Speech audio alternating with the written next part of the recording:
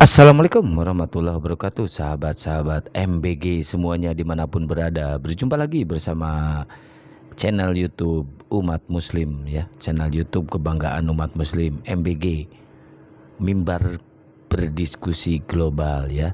Ini channel ini dibangun untuk mempertontonkan, menyaksikan diskusi-diskusi yang ada di YouTube ini ya teman-teman ya. Kali ini ada perdiskusian antara Bang Juma menghadapi Bang Ricardo ya, seorang Kristen sejati, Kristen taat yang ingin belajar tentang konsep ketuhanan ya. Ini sangat mengedukasi kita semuanya teman-teman ya. Ini tertib banget diskusinya ya, Masya Allah ya. Jangan lupa bantu di like, comment, subscribe, dan di share ya, biar channel MBG ini semakin berkembang ke depannya ya. Oke, kita langsung ke perdiskusiannya teman-teman ya. Kita perdengarkan diskusinya dengan santun dan bijak. Mereka mengenal Yesus sebagai utusan atau sebagai Tuhan. Ini kata Tuhan tuh agak sebagai pengutus atau sebagai utusan. Yesus juga diutus sih ke dunia sebagai manusia, tapi dia juga merupakan bagian dari Allah gitu. Menurut Yesus kan kita mencari perbedaan antara ajaran Yesus dengan yang bukan ajaran. Menurut Yesus, hidup kekal itu adalah mengenal Yesus sebagai utusan Tuhan, utusan Bapa, atau Bapa itu sendiri. Menurut Yesus. Sebenarnya beberapa sih, karena Yesus juga pernah bilang juga kalau dia itu Bapa juga gitu. Lah, kalau dia Bapa itu juga berarti konsep hidup kekal bubar. Yesus mengatakan di dalam Yohanes 17 nomor 3, hidup kekal itu adalah mereka mengenal Engkau satu-satunya. Engkau satu-satunya. Betul. Allah yang benar. Engkau satu-satunya Allah yang benar. Yesus tak boleh kemudian masuk di situ ikut-ikutan. Yesus tidak boleh masuk mencampurkan dirinya ke dalam Tuhan yang satu-satunya itu. Karena kapan Yesus masuk berarti dua-duanya. Hidup kekal itu adalah mereka mengenal Engkau satu-satunya Allah. Satu-satunya Allah yang benar. Dan mengenal Yesus Kristus yang Engkau utus. Berarti hidup kekal menurut Yesus adalah mengenal Yesus sebagai utusan. Bukan sebagai Tuhan, bukan sebagai Allah. Ya, betul. Karena itu. Allah cuma satu. Tiada Tuhan selain Allah. Satu-satunya itulah Allah, kata Yesus. Begitu saudara.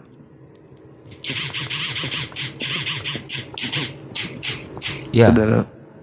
Bantu di like, comment, subscribe, dan di share ya channel MBG Ada lagi teman-teman.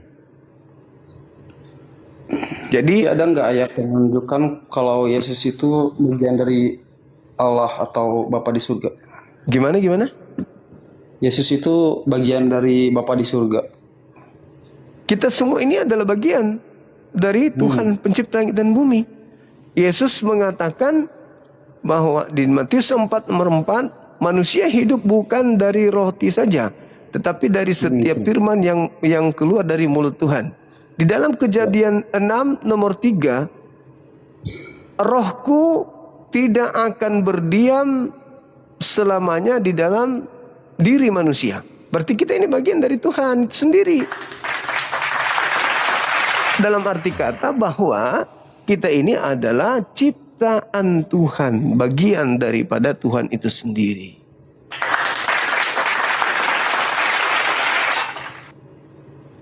Begitu juga ya.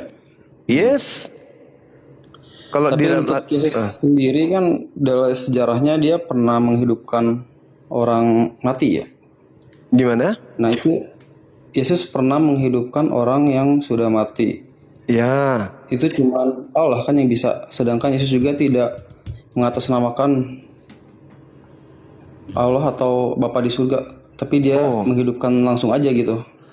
Ada pengakuannya di dalam mengatasnamakan Tuhan. Jadi kasihnya kan ada pengakuannya di dalam Yohanes 4 nomor 34. Makananku adalah melakukan pekerjaan yang diperintahkan Bapa kepadaku. Yohanes 5 nomor 30, aku tidak dapat berbuat apa-apa dari diriku sendiri. Nomor 36-nya, aku ada kesaksianku yang lebih penting dari kesaksian Yohanes, bahwa seluruh pekerjaan yang kulakukan, mujizat, tanda-tanda, kekuatan, pekerjaan itulah yang aku lakukan, dan pekerjaan itulah yang bersaksi tentang aku bahwa Bapa yang telah mengutus aku. Tuh. Lalu kemudian di dalam khotbah Petrus di KPR 2 nomor 22, seluruh Israel harus tahu bahwa Yesus yang kumaksud adalah Yesus dari Nazaret adalah perantara yang ditunjuk oleh Tuhan untuk melakukan mukjizat, tanda-tanda, kekuatan yang dilakukan oleh Bapa melalui perantaraan Yesus.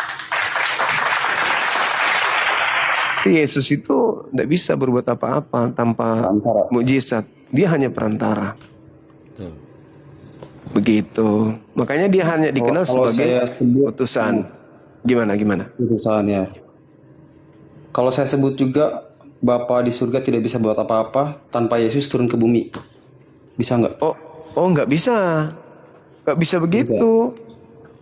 Nggak bisa. Jadi saling kerjasama istilahnya. Oh enggak. Tuhan itu Yesus. maha kuasa. Tuhan itu maha kuasa. Tuhan itu maha kuasa tanpa makhluk. Tuhan itu maha kuasa.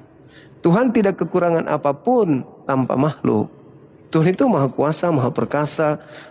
Kenapa ada Yesus? Kenapa ada yang lain? Karena Tuhan itu maha pencipta. Tuhan menciptakan Yesus. Tuhan mengadakan Yesus. Tuhan membuat Yesus. Maka ada Yesus. Gitu. Adapun dia turun ke bumi, ya sama seperti Nabi Adam. Nabi Adam lebih hebat. Karena Nabi Adam dari sana dia, manusia semuanya ada dari Adam. Berapa miliar manusia berasal dari Adam. Adam lebih hebat. Nah, tapi Nabi Adam ada perbedaan, Bang. Nabi Adam jatuh ke dalam dosa. Nah, itu hanya kata mereka itu. Yesus lebih parah lagi. Gimana? Iya. Karena semua dosa ditanggung sama dia. Pencuri ayam. Bukan justru itu keren, Bang? Oh enggak dong. Dia itu tong sampah kalau kita bisa bilang. Karena semua kotoran, semua sampah dunia ditanggung sama dia. Iya, Pertanyaannya ditanggung kemana dosa itu? Surga atau neraka? Nggak tahu sih, Bang. Nggak ada. Enggak, dosa itu dibayar di mana dosa? Di surga atau di neraka?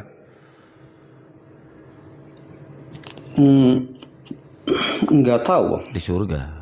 Loh, Kan Kan di dunia dulu nih, dibayar di dunia. Kalau misalkan Yesus udah kan terbayar baru kan, di surga. kan ditebus. Ya betul, ditebus. Nah, Jadi, ditebus kan kemana? Ditebus kemana kalau dosa? Mungkin penebusannya itu bukan permasalahan kayak hutang gitu, beda lagi penebusan di sini tuh. Jadi kan dosa itu kan sejatinya neraka kan tempatnya.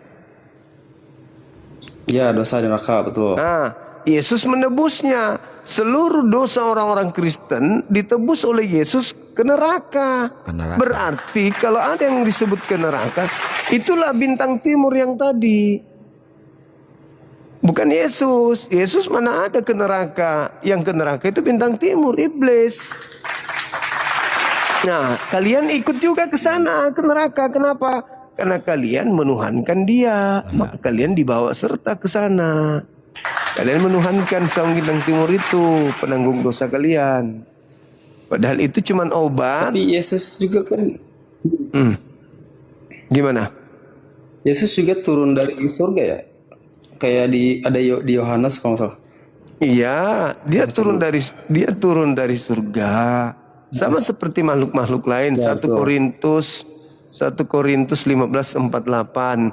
Makhluk-makhluk surgawi sama seperti Yesus yang berasal dari surga. Jadi bukan cuma Yesus yang berasal dari surga, banyak.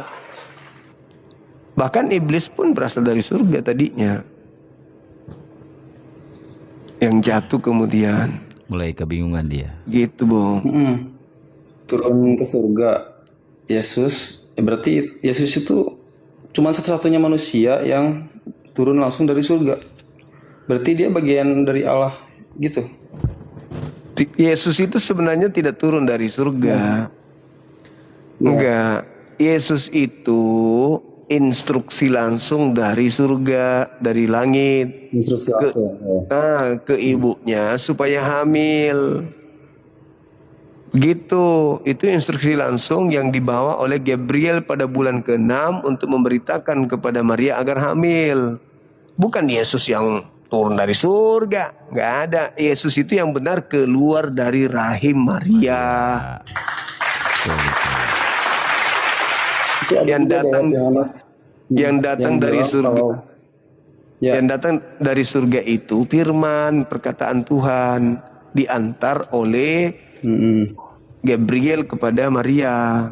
Itu berita dari langit maksudnya. Yesus itu firman dari langit, perkataan dari langit tentang akan hadirnya, akan lahirnya, akan terciptanya dirinya. Itu bukan pemberitaan dari posyandu, pos kambling, tapi langsung dari langit. Maria, kau hamil. Tuhan yang Maha Tinggi menghendakinya. Hamil. Itulah disebut Yesus itu Ya, dari betul. surga. Pemberitaan dari surga, bukan Yesusnya yang dari surga, bukan. Begitu. Yesus itu dari ceritanya. buah-buahan, dari saripati, dari minuman, dari susu yang diminum Maria ibunya. Dari sanalah Yesus berasal. Tapi berubahnya saripati ini menjadi bayi itu informasi berita kabar dari surga. Betul itu. Gitu maksudnya. Kalau itu kita tafsir beda. Bang Zuma sendiri atau berdasarkan Alkitabnya? Berdasarkan pengakuan Yesus. Pengakuan Yesus yang Di mana ditulis Yesus di- mengakui itu? Yohanes 8:42. Aku keluar dari Bapa, aku datang dari Bapa, dan aku datang bukan atas kehendakku sendiri. Berarti Yesus itu bukan Bapa itu sendiri. Karena dia mengatakan, aku keluar dari Bapa, aku datang dari Bapa, dan aku datang bukan atas kehendakku sendiri. Lalu atas kehendak siapa? Ya kehendak pribadi lain, yaitu Bapa di surga. Bapa. Gitu. Di Yohanes 10:30 juga ada nih. Aku dan Bapa adalah satu. Berarti Baca dari data 27 supaya tahu satu di situ satu pekerjaan, bukan satu hakikat. Bisa nggak dibaca 27-nya? lalu Ya, dibaca biar kita dengar. dari Yohanes 10 ayat 7 ya. Ya, 27 sampai 30.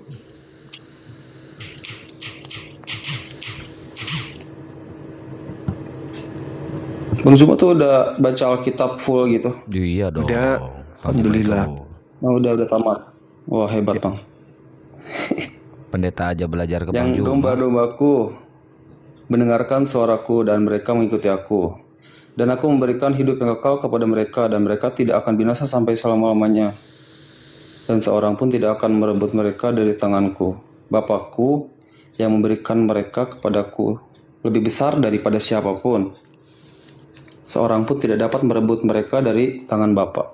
Aku dan Bapa adalah satu. Nah, itu bicara mengenai pekerjaan. Pekerjaan yang diberikan Yesus dari Bapa. Makanya kalau kita baca data selanjutnya 34 sampai 36 itu berbicara tentang apa yang menjadi visi misi Bapa sesuai dengan visi misi Yesus. Jadi dia satu di situ, satu tujuan, satu misi. Bukan satu Ya, hakikat. Tujuannya itu apa ya?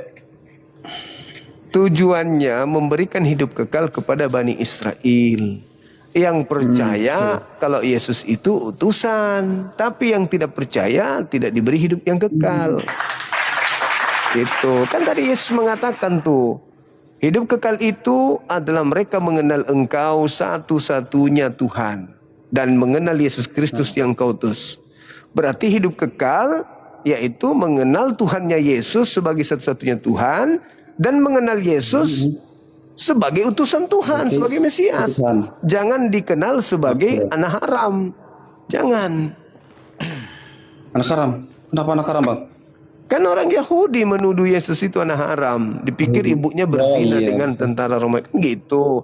Maka Tuhan Lempar membelanya. batu ya, Bang. Ya. Maka Tuhan membela Yesus. Dia bukan anak haram.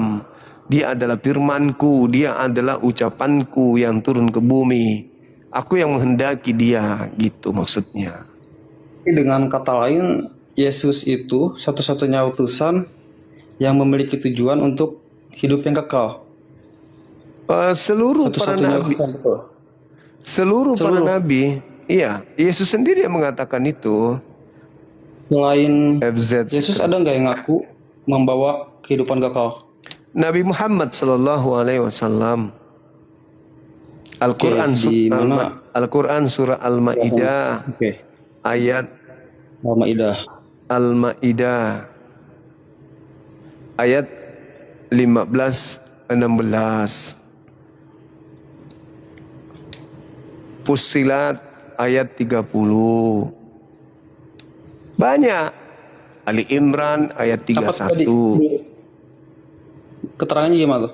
Yang tentang Coba. kehidupan kekal dari Coba. Nabi Muhammad. Oke. Di hidup kekal itu kan surga. Kalau Ya, mati betul. kekal itu neraka. Tapi belum tentu. Mati kekal neraka. Mati kekal. Mati kekal Maksudnya- neraka ya. Kalau di Katolik itu mortal ya, karena dosa besar dia masuk neraka. Itulah Kalau kehidupan kekal itu di surga. surga. Begitu, Bung. Nah, Iya. Nabi Muhammad itu menjamin surga. Diperintahkan kemudian di dalam Al-Quran untuk disampaikan. Al-Quran surah Al-Mu'minun ayat 11 sampai ayat 1 sampai ayat 11. Ulaika warithun. Mereka yang mewarisi. Apa yang mereka warisi? Surga Firdaus. Hum fiha khalidun. Mereka kekal di dalamnya. Begitu, Bung. Jelas itu dalam Al-Quran. Siapa yang mengikuti Nabi Muhammad, dosa-dosanya ditebus, dosa-dosanya dihapuskan semuanya, diampuni semua dosa-dosanya. Sorry, bukan ditebus, diampuni segala dosa-dosanya. Ali Imran ayat 31.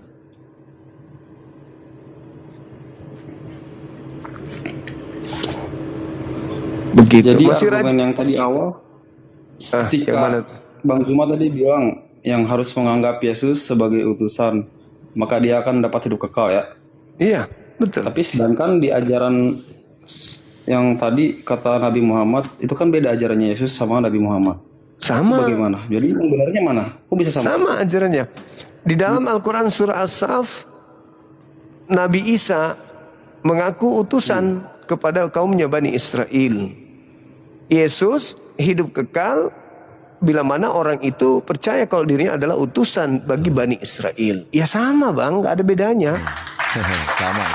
Justru kami memperoleh hidup kekal. Lebih ke itu. Karena kami percaya Yesus utusan Tuhan untuk Bani Israel. Dan kami percaya Tuhannya Bani Israel adalah satu-satunya Tuhan. Jadi kami percaya, berarti kami memperoleh hidup yang kekal.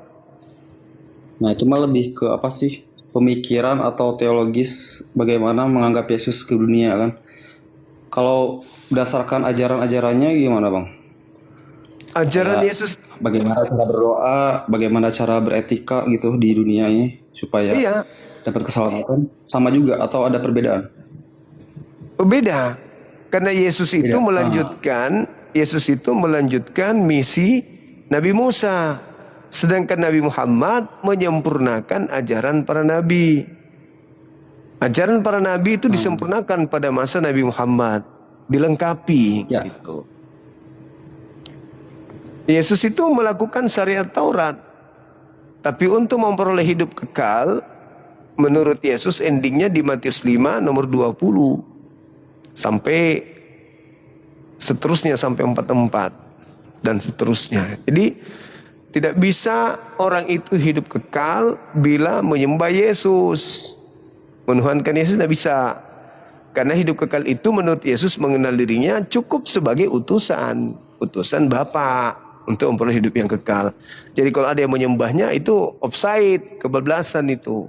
Makanya diusir nanti oleh Yesus. Karena melakukan pengajaran yang di luar daripada ajaran Yesusnya.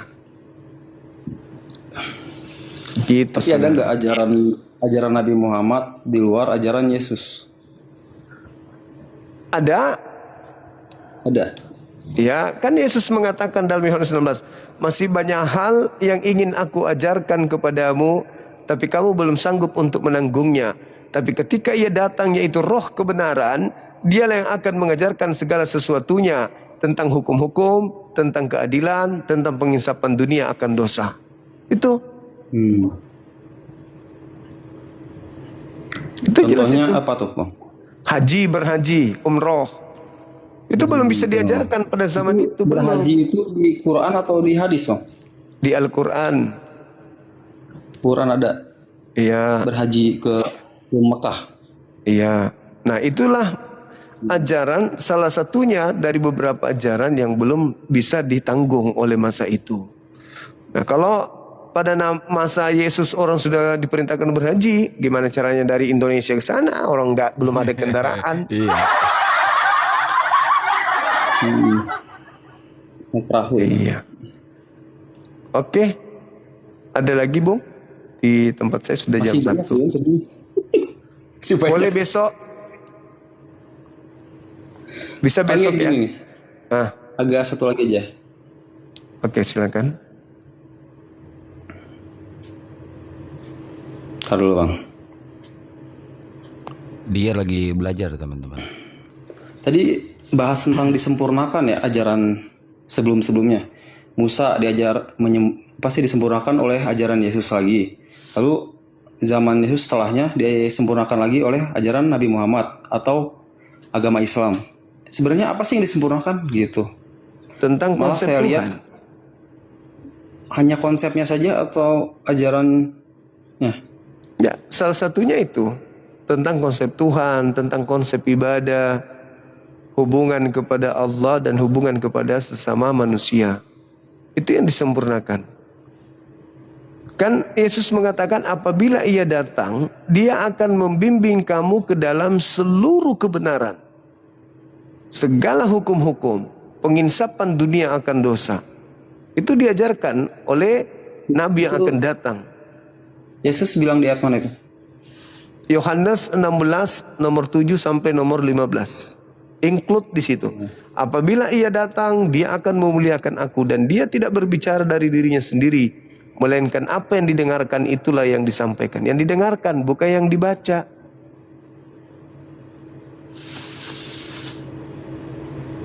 Makanya Nabi Muhammad itu tidak baca kitab. Tidak baca karena diperdengarkan ya. Ya. Betul. Tapi di Quran itu penyempurna ya. Iya, Al-Quran itu menyempurnakan ajaran para nabi terkait dengan konsep bertuhan. Tapi ada kisah-kisah yang mirip sama perjanjian lama atau di Taurat ya. Iya, betul. Nah, Karena kenapa masih sama gitu? Kan penyempurna. Malah ada yang dikurang-kurangin anehnya. Bener nggak, Bang? contoh misalnya kan ketika berbicara tentang hukum, coba lihat aja Islam, hukum apa yang kurang dari Islam? Sedangkan kalau kita berbicara tentang ajaran sebelum-sebelumnya, apakah Yesus mengajarkan tata cara ibadah? Apakah Yesus mengajarkan tata cara puasa? Yesus hanya ngasih tahu cara berdoa yang benar. Jadi berdoa Bapa kami, Bang. Sama itu. Ya, jangan terlalu banyak. Lalu hukum-hukum yang belum diajarkan Yesus itu hukum apa aja? Gak ada sih, semua udah kalau menurut saya ya, Bang. Kan Yesus mengenal masih banyak hal. Iya, masih banyak hal yang ingin belum. aku ajarkan tapi kamu belum sanggup untuk menanggungnya. Nah, itu.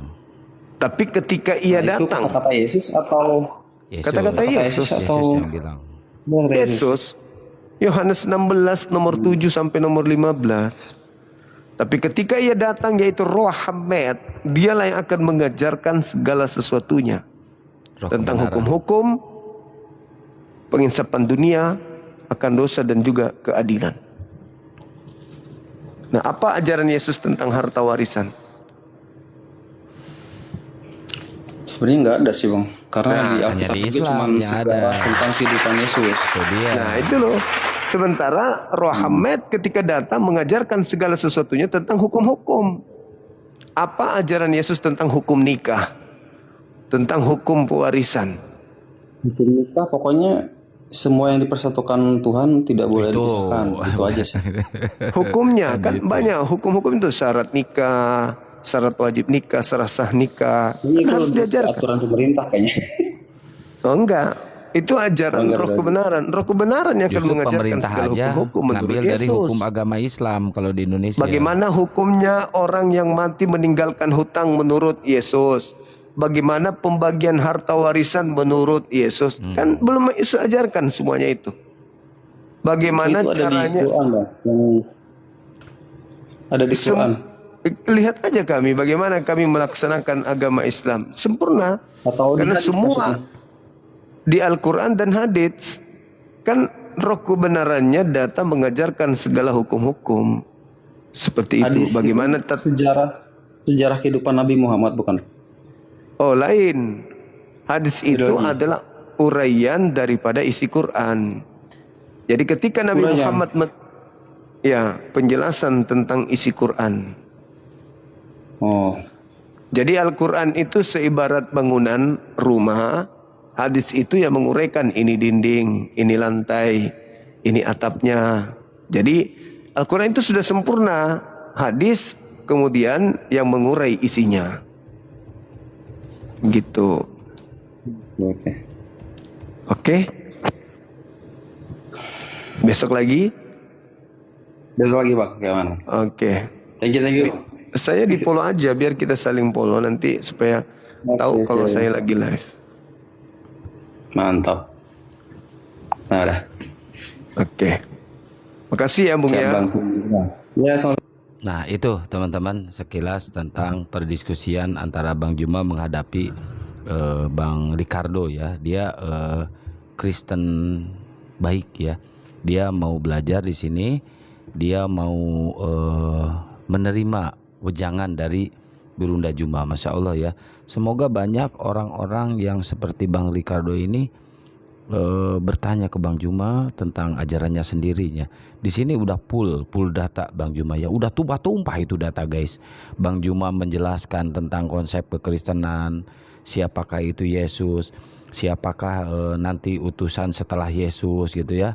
Nah ini udah dijelaskan semuanya tentang hukum-hukum yang ada di Islam, hukum pernikahan, hukum waris, semua hukum.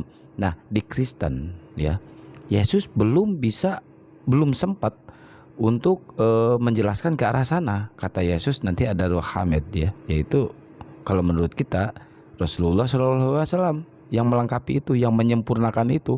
Semua hukum-hukum tentang hukum apapun itu ya, yang menyangkut keagamaan itu ada di Islam, termasuk hukum nikah, hukum waris, semua ada di Islam. Pemerintah aja ngambil hukumnya di Islam, nggak kemana-mana ngambil hukumnya di Islam, karena di Kristen nggak ada hukum masalah hukum waris lah atau apalah itu kan nggak ada ya.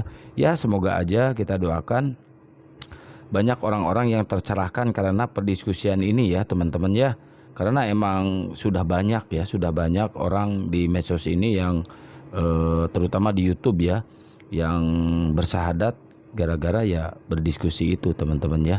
Oke, hanya itu yang bisa saya sampaikan. Mohon maaf apabila ada kekurangan atau kesalahan. Ini hanyalah diskusi ya. Jangan ada pihak-pihak yang tersinggung ya. Ingat, jangan lupa bantu like, comment, subscribe dan di-share ya channel MBG ini biar channel ini semakin berkembang ke depannya. Wabillahi taufiq wal hidayah. Wassalamualaikum warahmatullahi wabarakatuh.